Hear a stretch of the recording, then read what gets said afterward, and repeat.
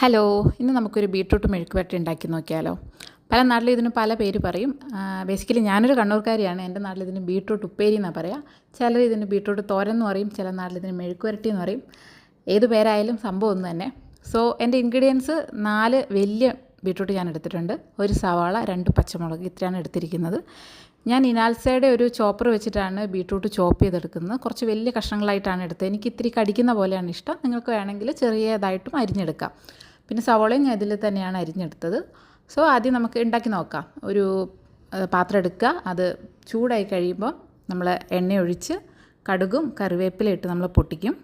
അതിന് ശേഷം അത് പൊട്ടിയ ശേഷം നമ്മൾ സവാള ഇടുന്നു. സവാളയ്ക്ക് മേലെ ഇത്തിരി ഉപ്പും കൂടി ഇട്ട് കൊടുത്താൽ അത് പെട്ടെന്ന് നമുക്ക് വഴറ്റി കിട്ടും. സോ അതിന് ശേഷം ഇത് നന്നായിട്ടൊന്ന് വഴറ്റിയായി കഴിഞ്ഞ ശേഷം നമ്മൾ അരിഞ്ഞ് വെച്ച ബീട്രൂട്ട് മുഴുവനായിട്ട് ഇതിലോട്ട് ആഡ് ചെയ്യും. അതിൻ്റെ കൂടെ തന്നെ നമുക്ക് പച്ചമുളകും ആഡ് ചെയ്യാം. ശേഷം ഇതിനകത്ത് നമുക്ക് ആവശ്യത്തിനുള്ള ഉപ്പ് നമുക്കിപ്പം ചേർത്ത് കൊടുക്കാം. മഞ്ഞൾപ്പൊടി വേണ്ടവർക്ക് മഞ്ഞൾപ്പൊടി ഇട്ട് കൊടുക്കാം. ഞാനിപ്പോൾ ഇവിടെ മഞ്ഞൾപ്പൊടി ഇട്ടിട്ടില്ല. കാര്യം ഞാൻ മറന്നുപോയത്. സാധാരണ ഞാൻ ഇടാറുണ്ട്, പക്ഷേ ഇന്ന് ഞാനത് ഇടാൻ മറന്നുപോയി. പക്ഷേ മഞ്ഞൾപ്പൊടി ഇടാണ്ട് ഇത് നല്ല ടേസ്റ്റ് ഉണ്ട്. സോ നിങ്ങൾക്ക് എങ്ങനെ വേണമെങ്കിലും ഉണ്ടാക്കി നോക്കാം.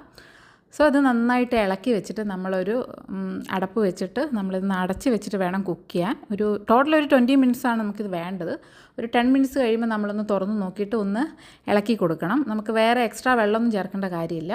ഇതിനകത്ത് നിന്ന് തന്നെയുള്ള വെള്ളം മതിയാവും. അതിനുശേഷം നമ്മൾ വീണ്ടും അടച്ച് വെച്ച് ഒരു 20 മിനിറ്റ്സ് ആകുമ്പം നമ്മൾ തുറന്ന് നോക്കുമ്പോഴത്തേക്കും നമ്മുടെ നല്ല ഐറ്റം റെഡി ആയിട്ടുണ്ടാവും.